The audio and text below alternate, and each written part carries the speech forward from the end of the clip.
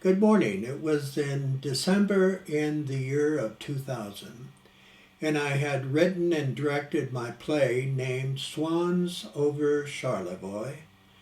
The theater critic wrote a saying, Erreca has written a play which touches on his and our own mixed feelings about abortion.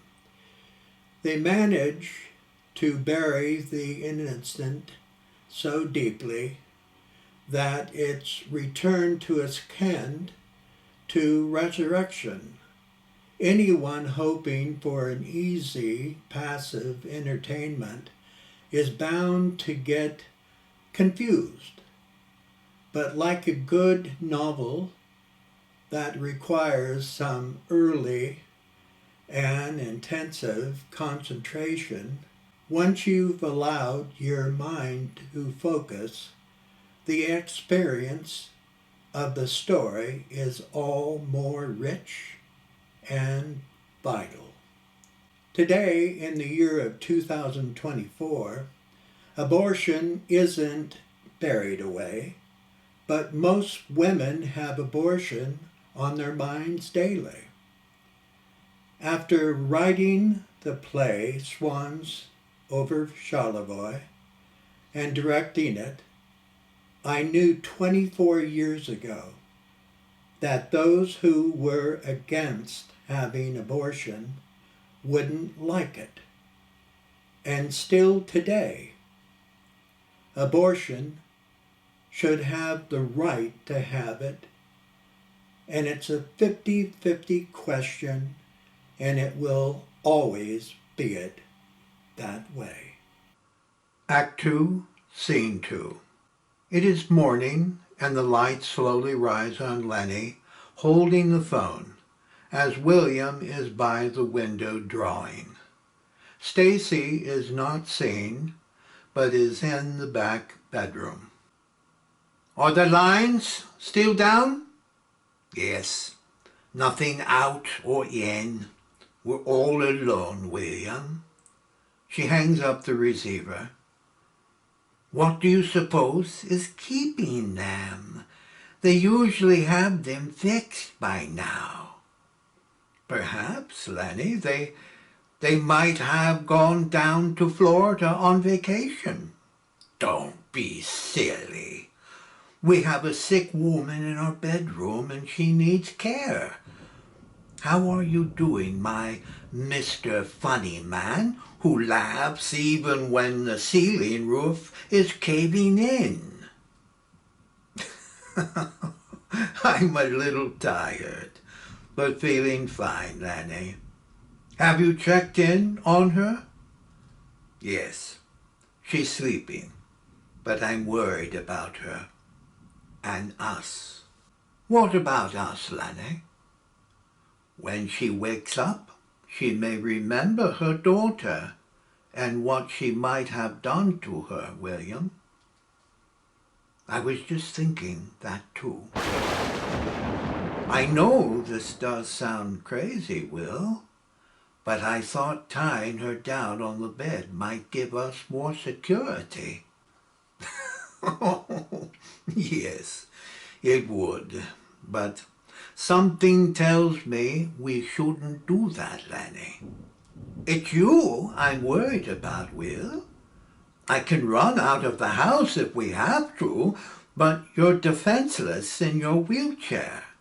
Is the roof falling in on you? Am I having a stroke right now? Is she going to murder us? Lenny, we don't truly know anything at all. But what we can do is to be patient.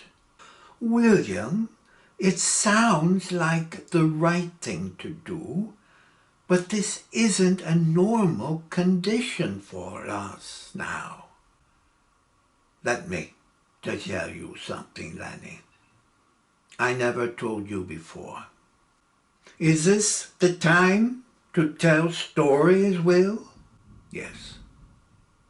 It is the perfect time, and especially this particular story. Lenny.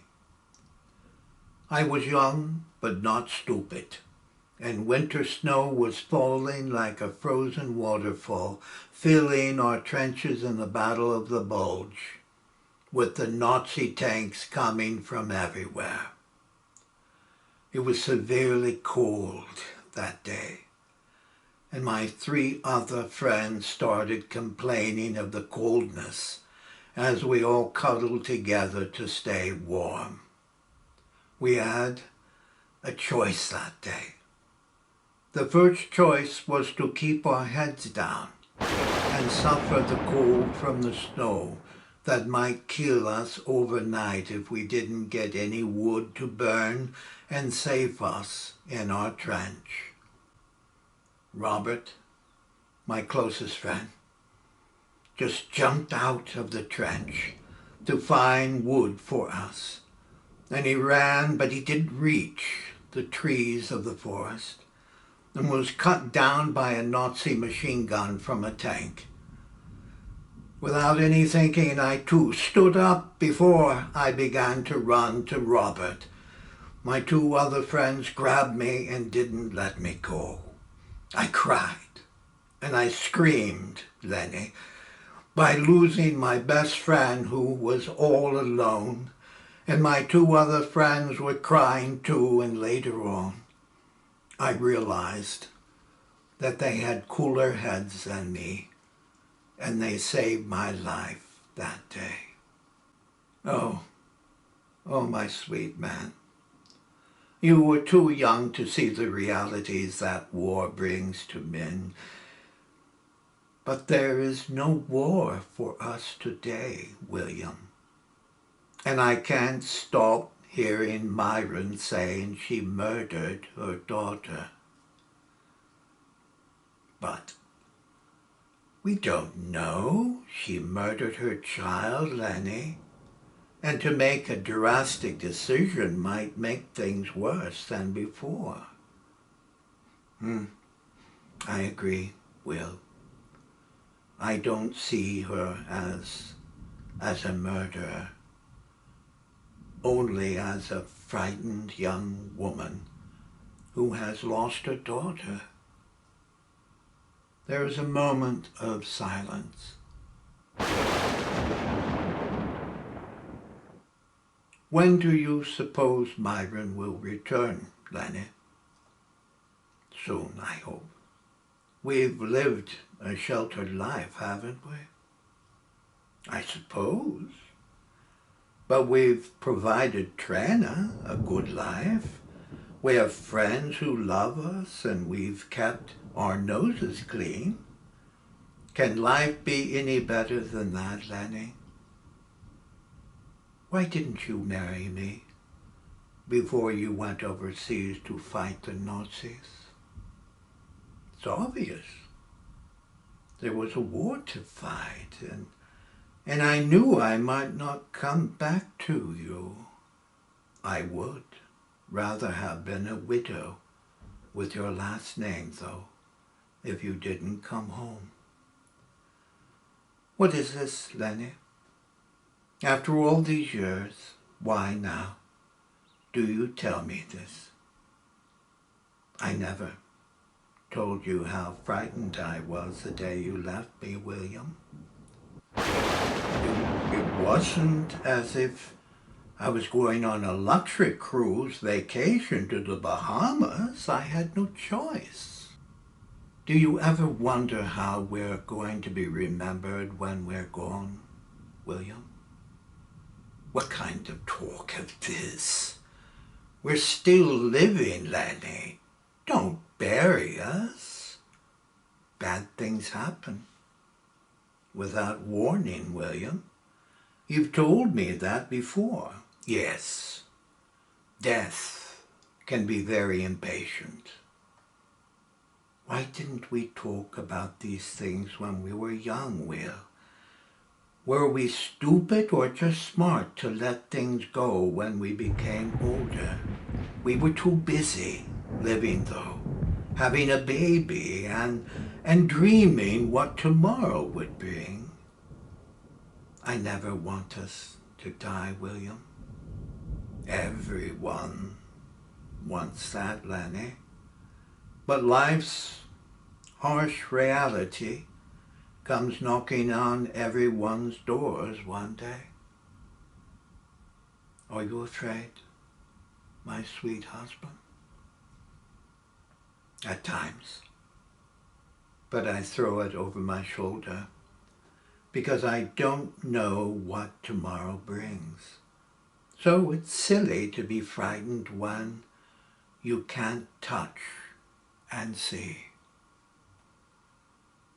It's in the middle of the night when I'm most vulnerable, William. You can always wake me up and be your knight to protect you from the dark and the unknown, Lenny. I often look at you in the moonlight and count our blessings when looking at your face. I watch your chest rise up and down with each of your breaths and listening your snoring as they escape out of your mouth.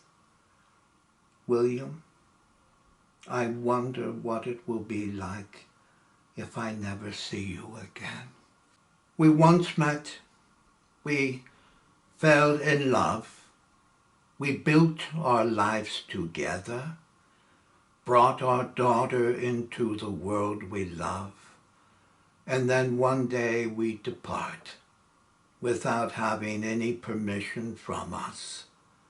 And that is life, Lenny.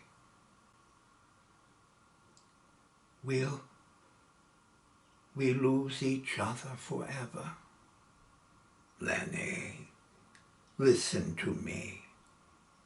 It was a miracle that brought us together, and undoubtedly it can also keep us together. This is what I like to believe.